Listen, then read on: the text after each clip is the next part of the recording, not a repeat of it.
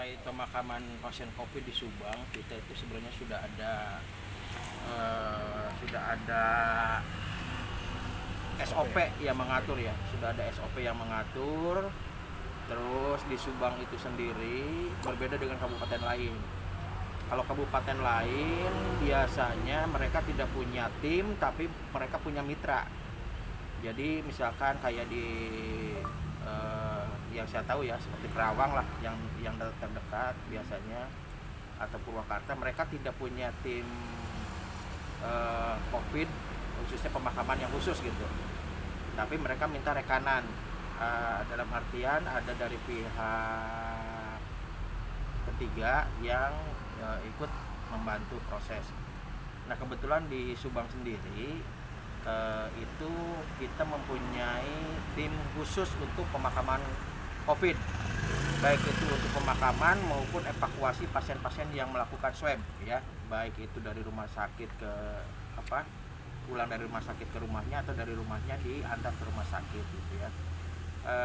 Terus kita mempunyai SK khusus dari Pak Bupati yang waktu itu di SK-kan oleh Pak Sekda. Kita membentuk tim inti itu adanya memang di tingkat kabupaten, dan kita mempunyai jejaring. Kita punya tim TRC, AMIL beserta MUI itu tersebar di 30 kecamatan di 40 puskesmas. Jadi total kurang lebih kisaran ada kurang lebih 300 lebih ya tim itu. Nah untuk masalah biaya, alhamdulillah untuk pasien-pasien yang dilakukan protokol COVID, dalam artian pasien yang meninggal ya, dilakukan pemakaman protokol COVID, baik itu untuk yang suspek maupun yang positif, kami sendiri tidak ada tarif ya, khusus di Subang kami tidak ada tarif. Bahkan beberapa kali kami antarkan pasien yang asalnya dari kabupaten kota lain, kita antar ke Cirebon ya, kita tanpa pungut biaya sepeser pun ya.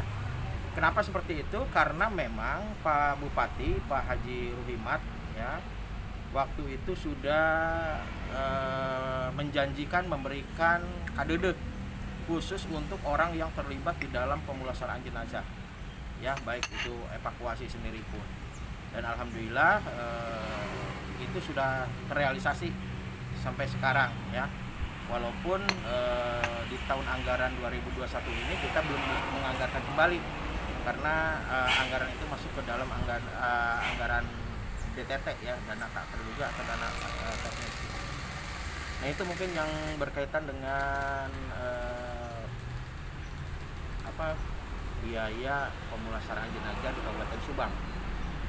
Kemudian untuk tim yang memakamkan sendiri selain dari MI dan AMIL, itu termasuk tim gugus tugas dari kabupaten ya. Di dalam SOP kita siapkan dalam satu pemakaman itu standarnya ada 10 orang ya, ada 10 orang. 4 orang itu kita siapkan dari gugus tugas kabupaten. 6 orangnya kalau misalkan kejadiannya ini memang ada di daerah yang jauh dari kota, kita sudah siapkan di tiap puskesmas masing-masing, itu jumlahnya ada 6 orang. 4 orang itu akan membantu evakuasinya ya, alias cek bahasa urang nama ngagotong lah gitu ya, manggul-manggul. Nah 2 orangnya itu terdiri dari unsur MUI dan AMIL gitu ya. Kenapa AMIL dan MUI dilibatkan? Karena dalam setiap pemakaman itu harus banyak orang yang terlibat. Bahkan kami seringkali setiap pemakaman, pada saat kita menerima kabar ada pemakaman protokol COVID, kita langsung share di gugus tugas ya. Kenapa kita share di gugus tugas? Karena kita butuh juga untuk pengendalian keamanan dari TNI Polri ya. Jadi nanti dari Kapolres beserta Pak Dandim itu langsung meminta anak buahnya untuk membantu pelaksanaan pemakaman di daerah masing-masing ya. Jadi nanti kita dijamin keamanannya supaya tidak terjadi chaos gitu di lapangan ya. Karena pada saat pemakaman Covid tentu kita kan tahu bahwa tingkat trouble-nya tinggi ya, baik itu nanti dari pihak keluarganya, pihak masyarakat yang belum tentu menerima pemakaman di daerahnya. Nah, itu fungsinya TNI Polri pendampingan di situ. Nah, tugas MUI itu menjelaskan kepada pihak keluarga tentang protokol yang dipergunakan oleh tim kesehatan atau dari pihak rumah sakit. Jadi karena kita berpikir biasanya kalau orang meninggal biasa itu kan nggak usah pakai peti. Nah, kalau sekarang pakai protokol COVID, otomatis setelah di pulasara dimandikan di rumah sakit, biasanya langsung dikapani. Setelah dikapani itu dibungkus lagi di dalam plastik ya, supaya meminimalisir penyebaran virus. Nah, setelah itu ditutup sama peti atau dimasukkan ke peti. Nah, bagi orang kita mungkin yang biasanya muslim meninggal biasa, ada syarat ketentuan. Kalau misalkan harus begini. Nah, pihak MUI lah yang menjelaskan kepada pihak keluarga. Jadi supaya pihak keluarga menerima bahwasannya pada saat pandemi seperti ini ada SOP yang harus diikuti. Kita tidak bisa tawar-menawar ya, kalau sudah memang protokolnya Covid ya. Tidak bisa menawar. Nah, fungsinya MUI seperti itu. Nah, AMIL di sini berfungsi sebagai apa ya? Seperti biasanya. Ya. Kalau misalkan ada mayit yang datang ke kuburan, sebelum kita kuburkan, kita sholatkan dulu biasanya. Kita tidak disolatkan di rumah atau tidak disolatkan di masjid setempat dia meninggal ya, tapi kita sholatkan di makam. Nah, itulah kita perlunya AMIL di situ ya. Setelah kita sholatkan rukun lah dan syarat ketentuan orang meninggal, ia dilakukan oleh AMIL. Selebihnya tugas diselesaikan oleh rekan-rekan kami yang dari TRC Covid seperti itu. Ya, itulah keterlibatan kami seperti itu. Untuk budget sekali pemakaman berapa? Nah, untuk setiap pemakaman, untuk biaya evakuasi kurang lebih standarnya itu kita menerima jasa itu 300 sampai 400 ribu. Ya, untuk biaya untuk biaya keamanan,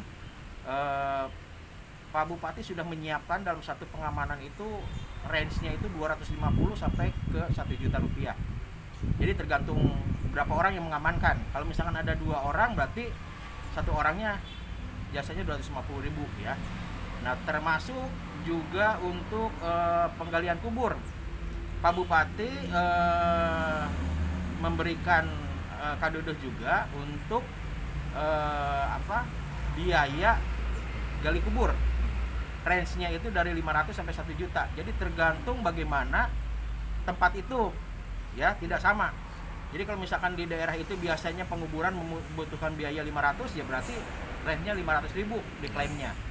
Kalau misalkan 1 juta ya 1 juta. Ada bahkan yang pemakaman seperti Subang Kota ini kan range-nya di 1,5 juta sampai 2,5 juta. Ya apalagi kalau malam seperti itu. Tetap aja yang dibayarnya paling range tertinggi 1 juta. Dan ada juga masyarakat yang memang baik itu keluarga maupun kepala desanya tidak mengklaim. Ya, jadi kebanyakan pihak keluarga mereka sudah membayarkan penggalian kubur. Pada saat kita sudah jelaskan, mereka sudah merasa tidak perlu mengklaim karena sudah dibantu lah, merasa dibantu. Tapi itu perlu kita sampaikan bahwa ini ada anggarannya, ada jasa kadodo dari Pak Bupati seperti itu gitu. Terlepas mereka mau mengklaim atau tidak, itu hak mereka sendiri seperti itu ya. Untuk ada di Subang sendiri ada tempat pemakaman khusus untuk jenazah Covid? Sebenarnya di Subang kita sudah punya tempat pemakaman khusus. Di awal-awal kita sudah meminta kerjasama. Pak Bupati itu sudah menyiapkan tempat pemakaman khusus seluas 5 hektar. Tempatnya itu di daerah Wanarja, perkebunan karet ya. Dan waktu itu sudah digali sama PUPR ya, sama Pak Besta. Tapi seiring berjalannya waktu sampai saat ini pun satu lubang pun belum kami pakai. Karena pihak keluarga meminta. Nah, karena setiap pemakaman pihak keluarga menginginkan keluarganya yang meninggal itu dikuburkan di area wilayah TPU-nya masing-masing. Nah, selama ini kami edukasi masyarakat TPU itu sendiri. Apabila mereka tidak keberatan setelah diberikan edukasi segala macam, maka pihak keluarga biasanya bisa memakamkan keluarganya yang meninggal di TPU tersebut gitu. Ini ada edukasi dulu ke masyarakat. Ada edukasi dulu. Jadi setiap kita ada yang meninggal itu tetap pasti kita protapnya seperti itu. SOP-nya seperti itu. Kita mengedukasi yang pertama itu pihak keluarga. Jadi pada saat anggap itu layon atau si mayit masih di rumah sakit, begitu kita menerima informasi kita lanjutkan ke bawah ya. Nah di pihak keluarga juga membantu proses seperti itu. Kita minta izin RT RW setempat, kita minta masyarakat lingkungan sekitar, mereka keberatan atau tidak. Nah apabila keberatannya apa? Tapi setelah diedukasi kita kasih tahu bahwa prosesnya seperti ini, akhirnya masyarakat bisa menerima gitu. Walaupun 1-2 ada yang tetap masyarakatnya menolak. Nah apabila masyarakatnya menolak, itu alternatif biasanya dicarikan tempat yang memang pemakaman itu biasanya diterima, atau di tempat misalkan di tempat suaminya yang meninggal agak susah dilakukan pemakaman di tempat istrinya, atau sebaliknya di tempat istrinya dilakukan di tempat suaminya, seperti itulah.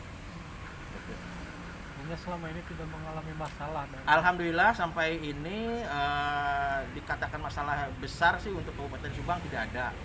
Walaupun ada 1-2 kejadian yang memang ya sifatnya anarkis ya, tapi sampai saat ini kita masih bisa handle seperti itu. Tapi itu dulu ya, artinya yang anarkis itu pas di awal-awal. Pas di awal juga, pas ada yang kejadian juga baru-baru ini ada juga ya, itu tergantung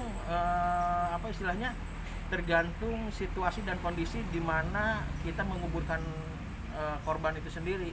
Karena kan kita korban itu meninggal kan tidak dalam area Subang ini kan, kita Subang punya 30 kecamatan. 30 kecamatan dengan 250 sekian desa, yang meninggal itu tidak di tempat tidak selalu meninggal di TPU itu. Nah, pada saat kita menemukan yang meninggal di daerah yang baru, ditempatkan yang TPU baru, itu ada saja masyarakat yang istilahnya memprovokasi lah. Gitu. Walaupun tadi pihak keluarga sudah bisa menerima, terus masyarakat sekitar sudah menerima, ada aja provokasi seperti itu ya. Itu ada kejadian 1-2 kali gitulah ya. Gitu aja. Bisa. Oke. Cukup. Atur nuhun. Yap.